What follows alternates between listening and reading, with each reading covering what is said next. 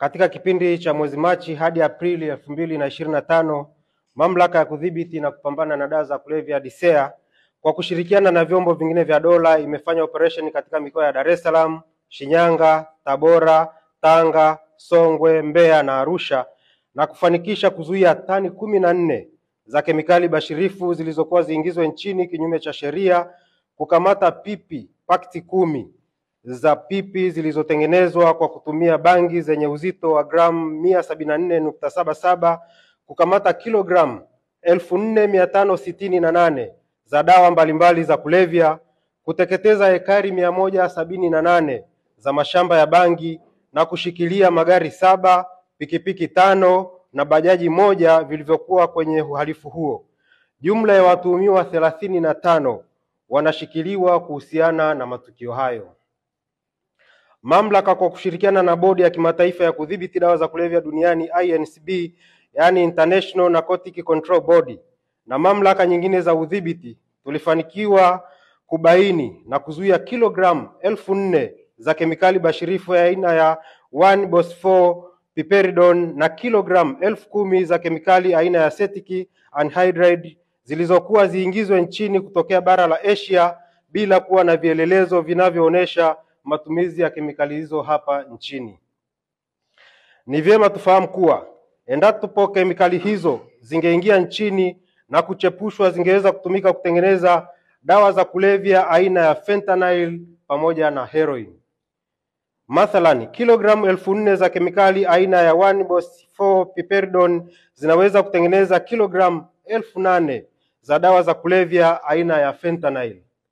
Matumizi ya kiasi hicho cha dawa za fentanyl ambazo zingezalishwa zingeweza kusababisha vifo kwa watumiaji takribani bilioni 4, ikizingatiwa kwamba kilogramu 1 ya dawa hizo inaweza kusababisha vifo vya watu 500,000 kutegemea na uzito, afya na historia ya mtumiaji. Mathalan, miligramu 2 inaweza kusababisha kifo cha mtu mmoja. Kemikali aina ya acetic anhydride pamoja na matumizi mengine halali inaweza kutumika katika mchakato wa kutengeneza dawa za kulevya aina ya heroin. Hivyo kiasi cha kilogramu 10,000 zilizozuiliwa kingeweza kutumika kutengeneza kilogramu 3704 za heroin. Aidha, kemikali hiyo inaweza kutumika kuzalisha kemikali zingine bashirifu ambazo zinaweza kutumika kuzalisha dawa za kulevya aina ya mandrax pamoja na methamphetamine. Uchunguzi wa kina kwa kushirikiana na taasisi za kimataifa unaendelea ili kubaini mitandao zaidi ya usafirishaji haramu wa kemikali bashirifu zinazoweza kuchepushwa na kutengeneza dawa za kulevya. Katika operations zilizofanyika katika mkoa wa Mbeya, tulimkamata Herbert Kwila, raia wa Uganda mwenye hati ya kusafiria namba B00132399 na mmiliki wa kampuni ya Hoxwell Lux Tualimo, akiwa na pakiti 10 za pipi zilizotengenezwa kwa mazao ya bangi yenye viwango vikubwa vya sumu aina ya tetrahydrocannabinol THC vinavyofikia 92%.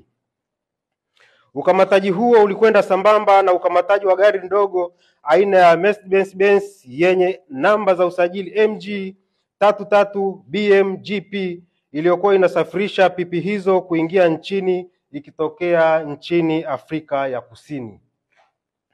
Ukamataji wa pipi hizo unabainisha kuwepo kwa mbinu mbalimbali fiche zinazotumika kusafirisha na kusambaza dawa za kulevya ili zisitambulike kirahisi.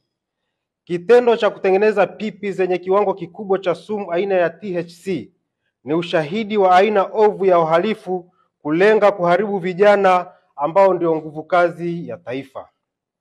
Aidha, katika tukio jingine mkoani Mbeya, tulikamata kilogramu 1658 za skanka na kilogramu 122.7 za bangi zilizokuwa zinaingizwa nchini kutokea nchini Malawi.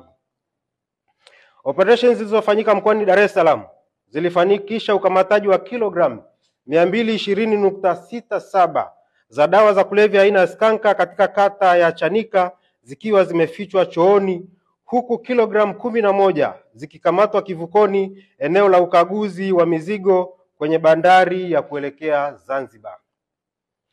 Aidha, katika operations zilizofanyika katika mkoa wa Arusha, Tanga na Manyara, tulikamata kilogramu 733.74 za dawa za kulevya aina methamphetamine, kilogramu 91.62 za heroin, kilogramu 662.84 za mirungi zilizoingia nchini kutokea nchini Kenya, kilogramu 115.05 za bangi pamoja na kuteketeza ekari 2 za mashamba ya bangi.